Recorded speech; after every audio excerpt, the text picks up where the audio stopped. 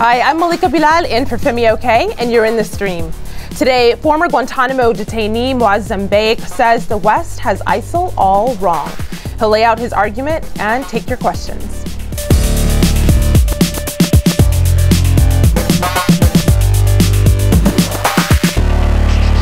Our digital producer, Omar Radar, is here looking out for all of your live feedback. Omar, I know, of course, there are a lot of questions already coming in for our guests. What do they center on? You know, lots of questions, and primarily from people who disagree on whether a military approach is the right way to deal with ISIL or whether there are other approaches to dealing with them. People can still join this conversation by tweeting at us using the hashtag AJStream, and we'll get to those tweets in just a little bit. In the meantime, here are some of the other stories that we're following.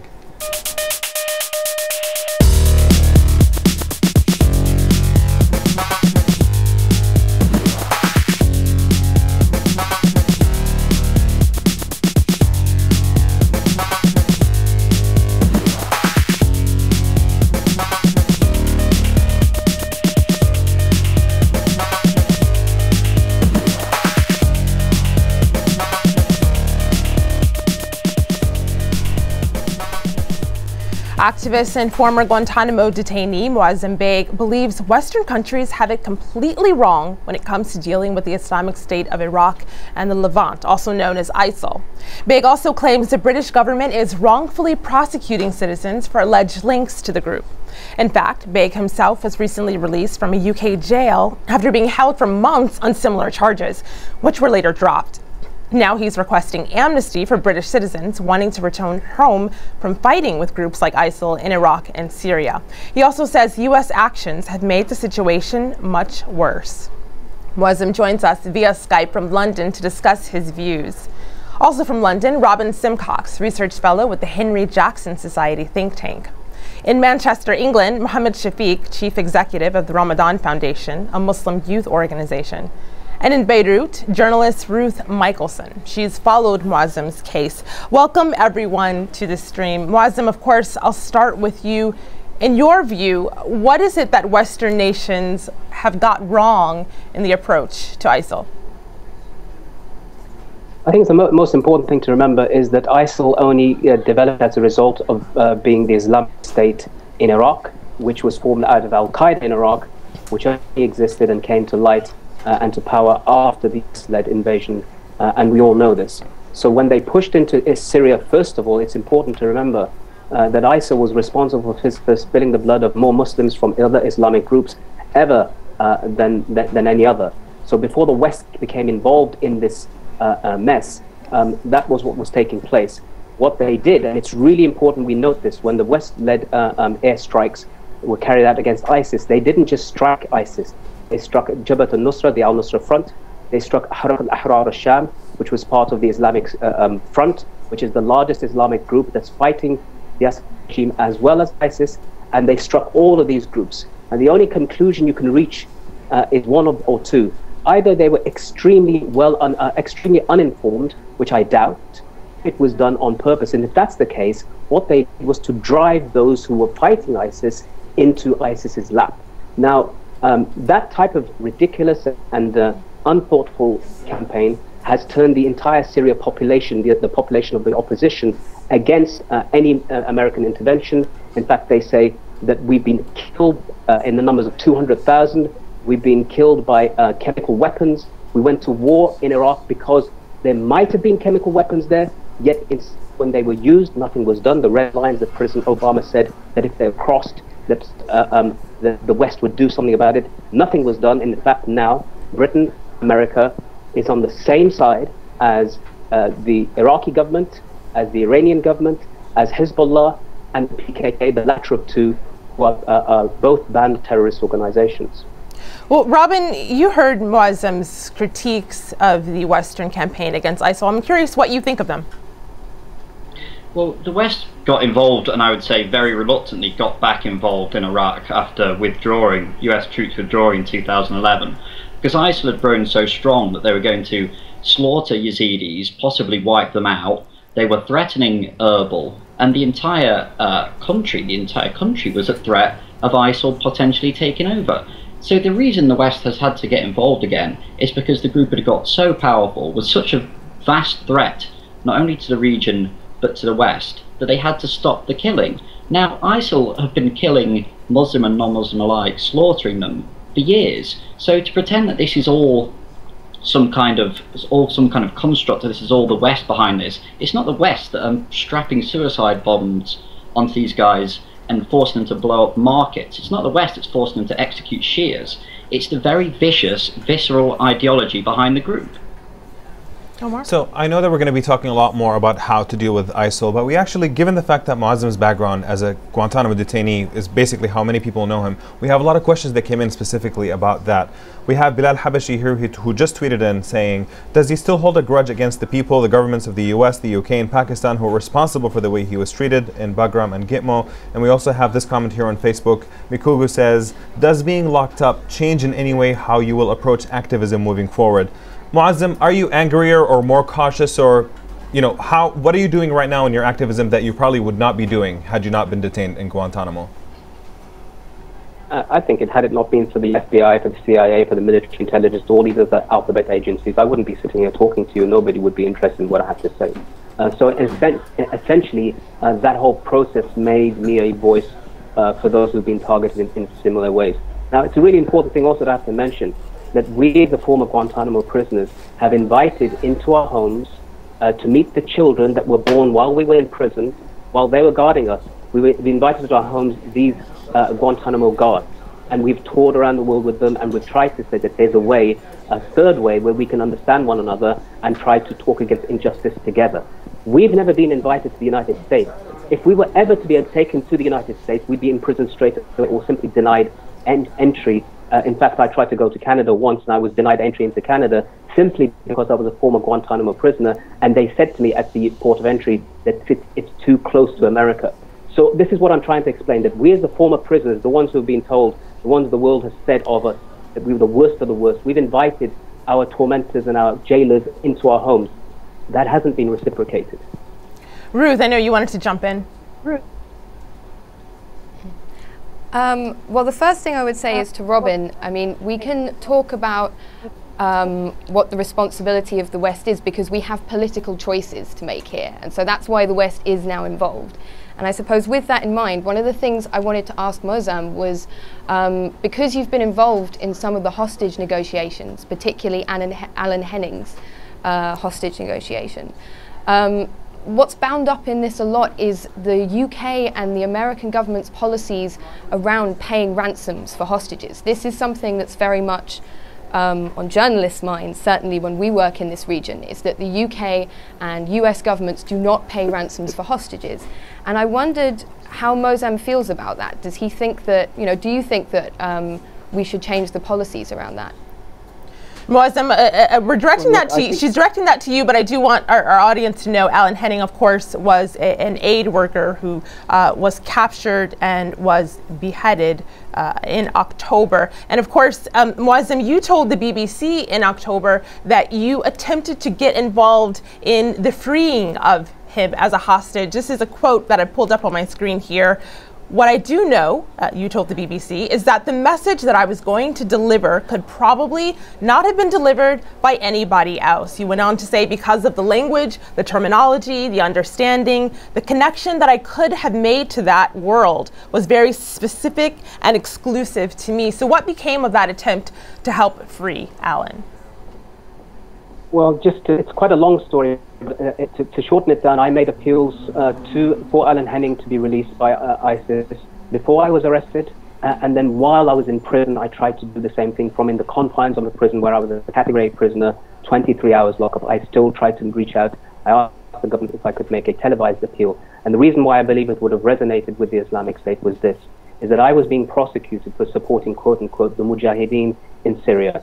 I know what it's like to be dressed in an orange suit and to be threatened with execution. I know the language that Abu Bakr al-Baghdadi would have understood, because I'm a fluent Arabic speaker and my message would have been in Arabic. And I know also that from prison, people like Abu Qatada in the past, in the UK, the Muslim cleric who was deported to Jordan, he also made appeals from in prison, and people were released as a result in Iraq who had been dressed in orange suits. And I had also done some of this work in Syria while I was there. I helped to release some prisoners. So I had some ability to reach out. The British government in both cases In the first instance, they arrested me and put me in prison. In the second, they simply didn't respond quick enough, and Alan Henning sadly was executed.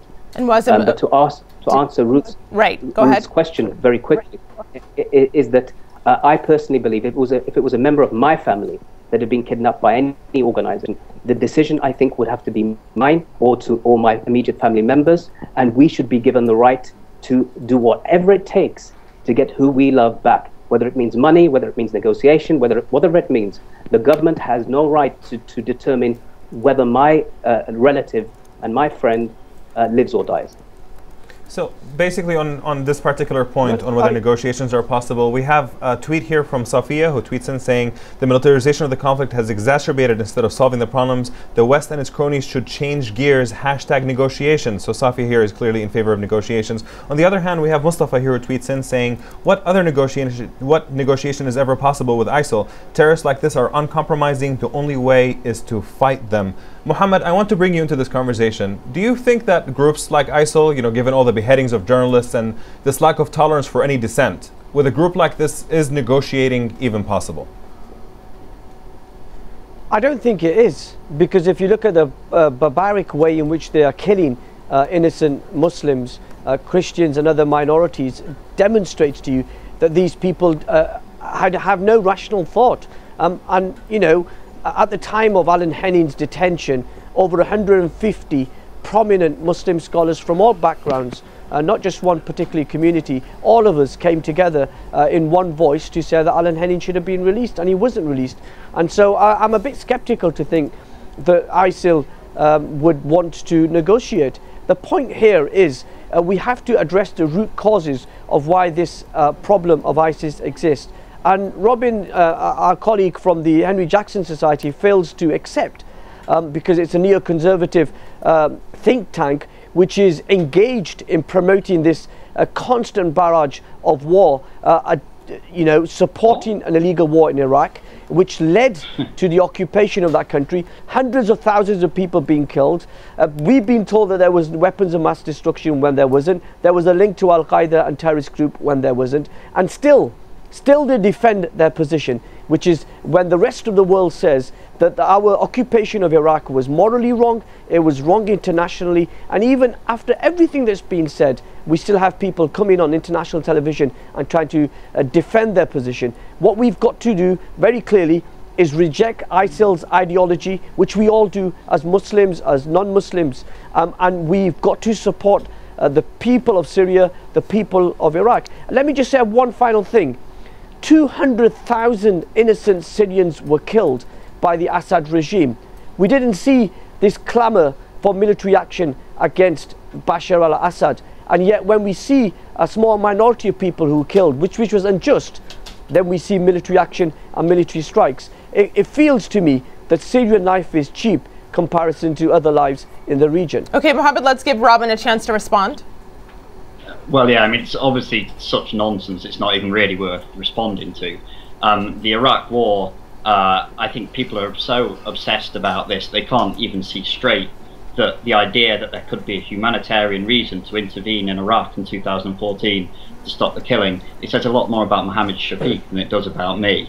On the kidnap for ransom point, the reason why the government has been very keen in not paying ransom is because money goes towards groups like Al-Qaeda in the Islamic Maghreb, Al-Qaeda in the Arabian Peninsula. Millions and millions has gone from governments that are paid out in Europe, and it exacerbates the entire problem. It helps funding, it contributes to funding of terrorists. There's a very clear reason not to pay.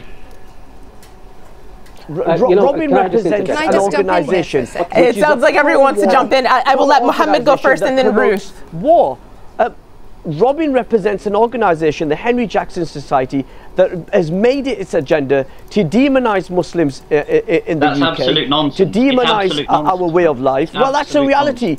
Douglas Murray is a well-known critic, a well-known hater of Islam and Muslims. So we won't take any lectures about morality from an organisation that is engaged in demonising Muslims in this country and supports a pro-war agenda. Why haven't you stood up for the rights of the Syrian people that were being killed and massacred by Bashar al-Assad. Oh, absolutely. I want to put a pause on that conversation right now, because I want to steer us back to why we're here today. All of our guests, of course, are really heated about this, but I want to steer us back to why we're here today. And one of the topics in the news is what is the UK and other Western countries, what are they to do with returning fighters or returning people that go to Iraq, that go to Syria, and then come back home? There's been questions about how to deal with these people. Robin, I know that you wanted to get in, but Ruth was talking and wanted to have a chance. So Ruth, I'm going to direct this to you. What do you think should be done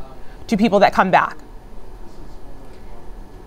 Well, we've certainly heard some talk by David Cameron that you should revoke people's passports. I think one of the things that we've seen is that the UK government really doesn't have a coherent policy about this. You have one branch of the UK government saying, let's get rid of people's passports, arrest people on sight, don't let them back in the country.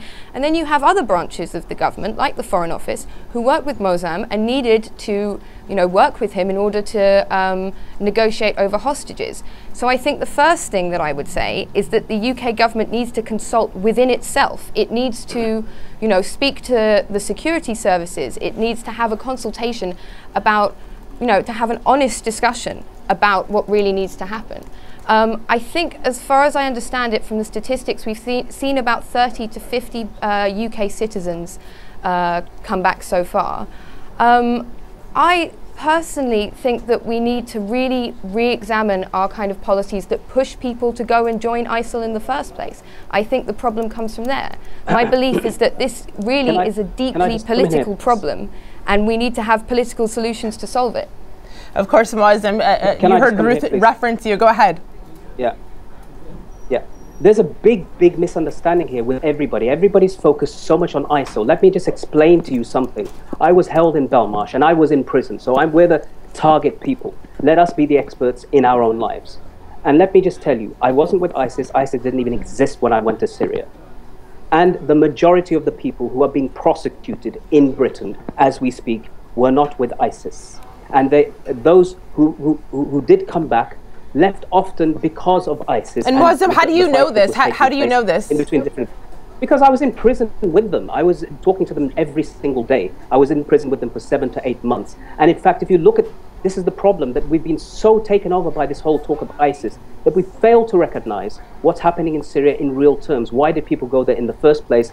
Why is Britain prosecuting a person in Derry, for example, right now as we speak? He said before he was arrested, he did an interview from Syria, that I'm with this organization that's fighting ISIS. When he returned, he was arrested and he's being prosecuted now.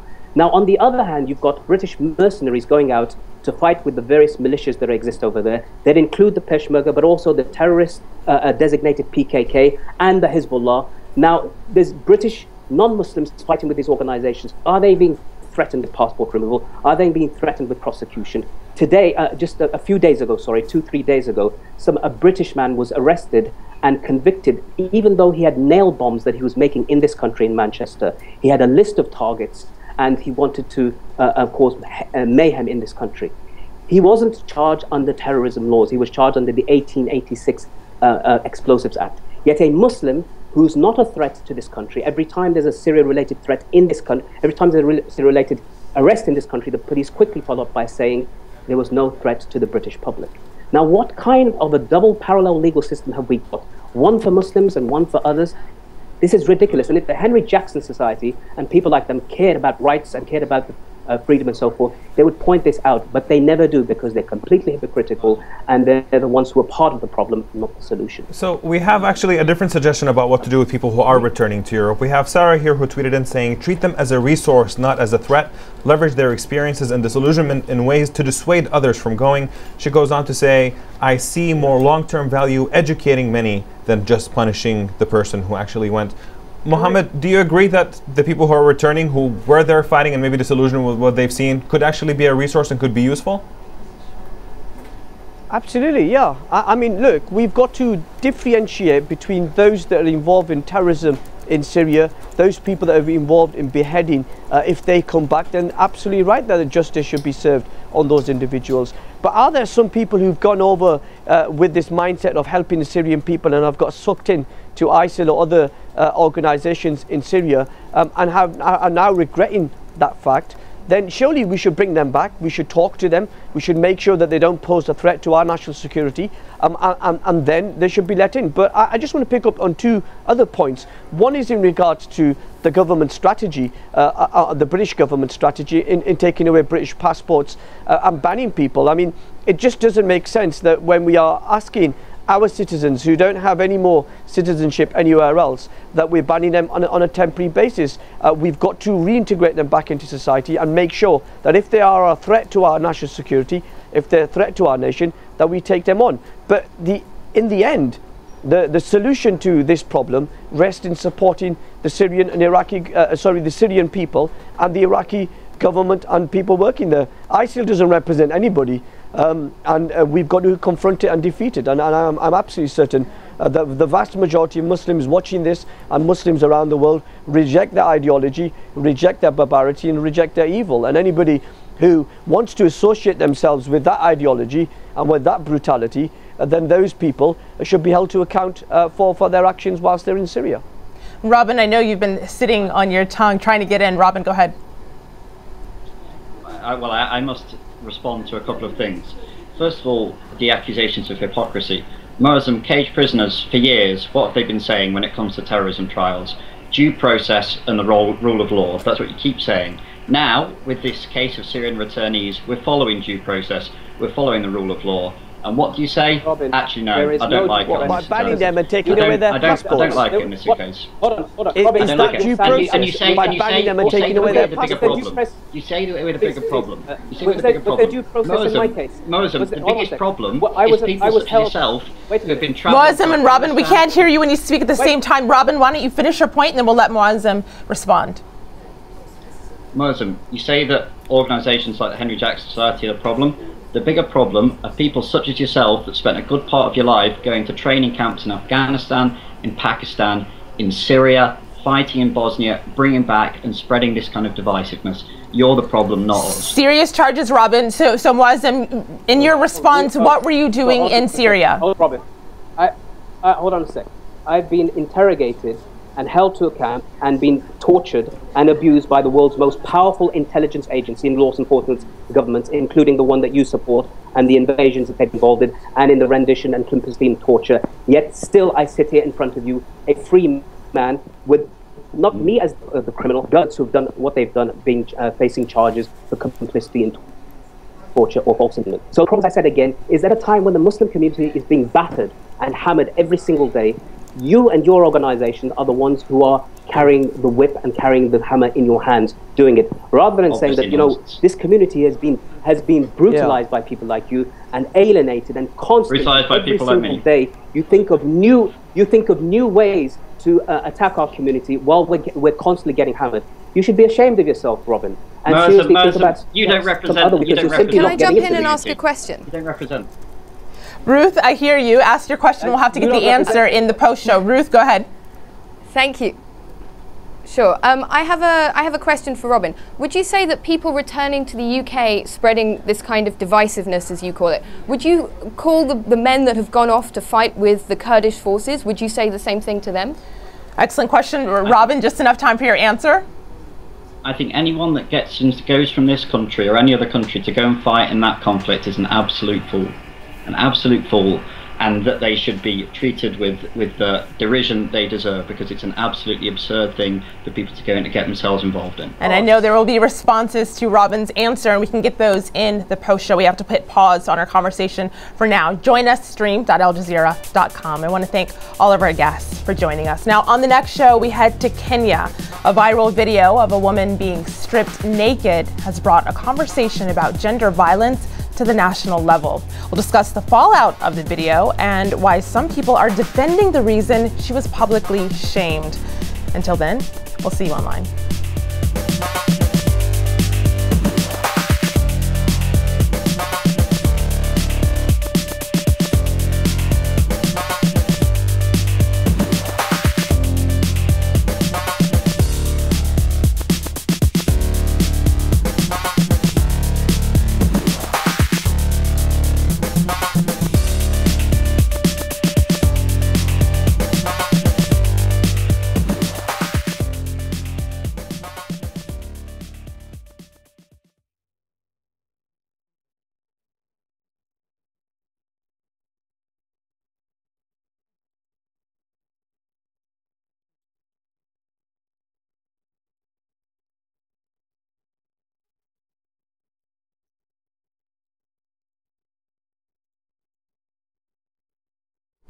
Welcome to the Post Show. We've been discussing Moazzam Begg's vision for dealing with ISIL. So on that note, Moazzam, I will restart our conversation. It was getting really heated just as we entered into the Post Show. We'll bring some of that heat back here. But I'd like your thoughts, your solution, because of course you had criticisms when we started the show of Western nations' approach to ISIL and of course approach to those who go to Syria and Iraq and then return to the West.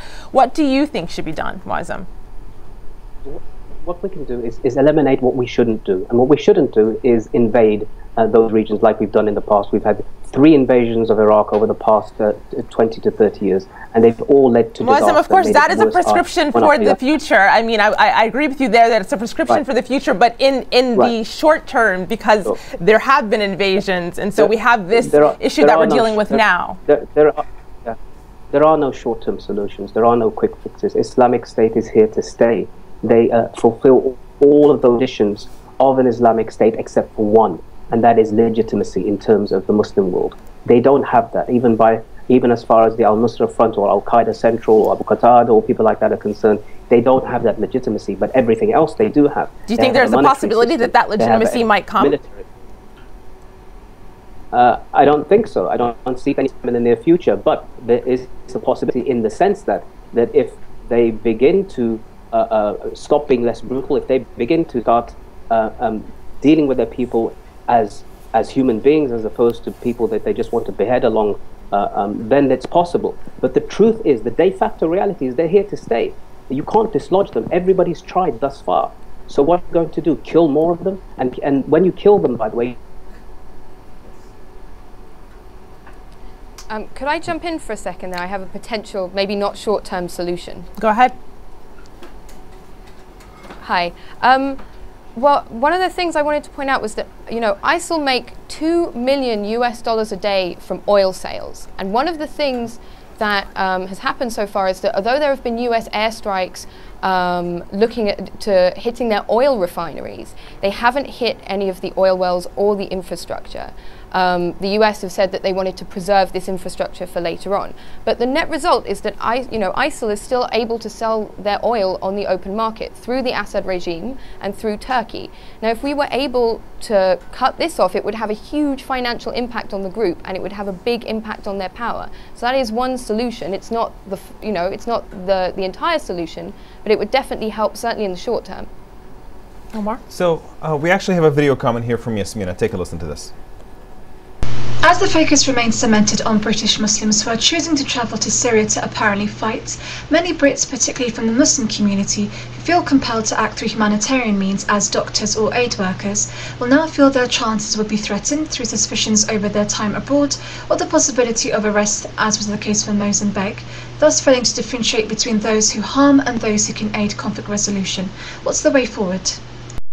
Mohammed, for the people who do want to go to Syria or Iraq for humanitarian reasons, are there ways for them not to get swept up in sort of suspicions about that they might be involved in fighting or other activities? Well, I think Syria and Iraq are far too dangerous for aid workers to go from Britain. We have a number of reputable organizations and charities working on the ground who use local staff.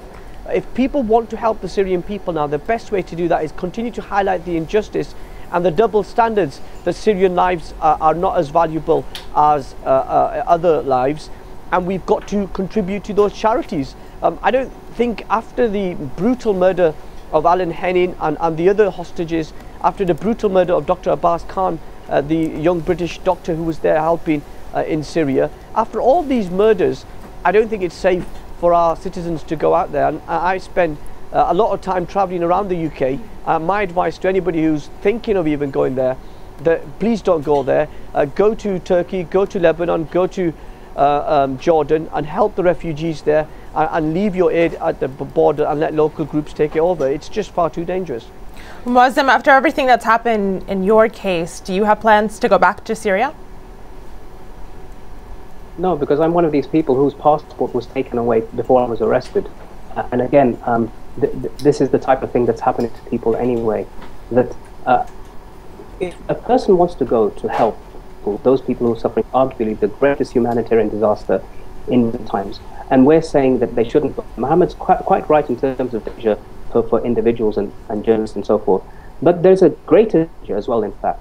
And that danger is coming back home, because what we've got happening, and here Robin will know this, because Mr. Shawcross, who used to be part of his Henry Jackson Society, is now the head of the Commission. And the Charity Commission now, surprisingly, is investigating Muslim charities right across the board. Those same Muslim charities who are the only ones almost bringing aid into Syria, because they're the only ones who've got credibility.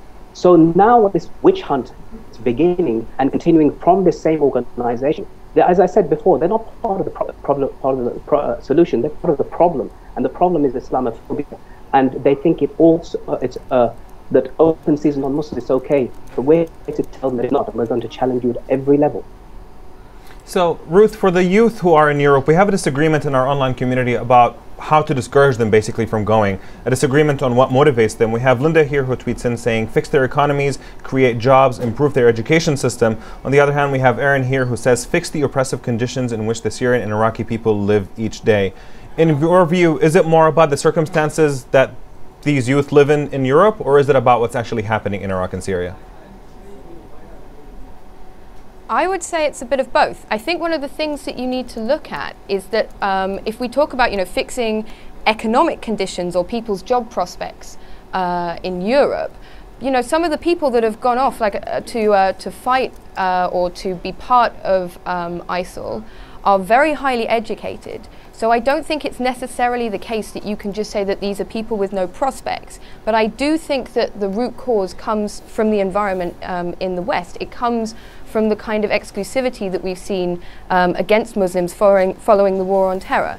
I mean, I think one of the things you need to look at is that, the highest number of people, foreign fighters or foreign people that have gone to fight or be part of the Islamic State are from France. And this is a country where, you have Marine Le Pen saying if she gets into power, she's going to demolish mosques. I think those two things are related. Before there is a separate issue. I just want sorry. Mohammed and Moazzam. Mohammed, you go first. I was just going to say that there is another issue in regards to the root causes. The reason why people are wanting to go out there is because of the oppression and the injustice and the brutal killing that we've seen from Bashar al-Assad over the last 4 years.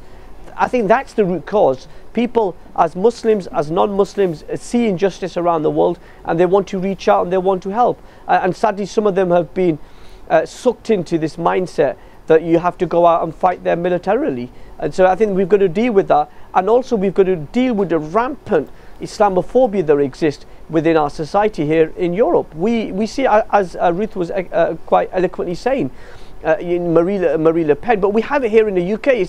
It's the Henry Jackson Society. It's right-wing neoconservative MPs who push this narrative that somehow there is a Muslim. You will. I'm looking forward to your response, Robin. That you demonize Muslims and you demonize our way of life. And if there was an award for demonization of Muslims, I think the Henry Jackson Society will probably get a gold medal. Robin?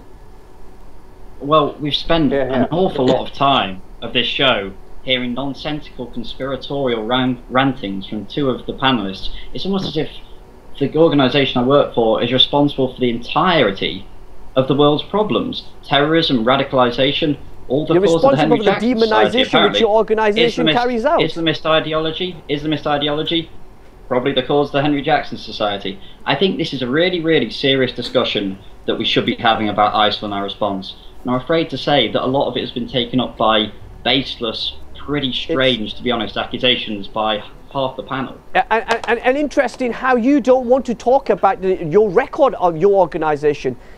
We've got a problem. Yes, I accept that. There's an ideology.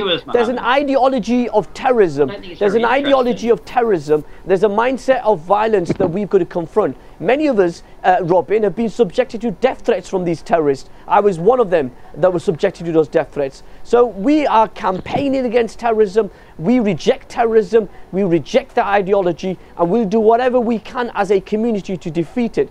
But what does not help is the constant demonization that's carried out by your organisation. Now, answer that question rather than just be rubbish. Henry Jackson Society. Are you even interested in talking about ISIL? No, I'm saying answer the questions. Robin and Mohammed, of course, this conversation could go on and will continue online. Of course, Moazzam, I'd like to give you the last word before we go to our community.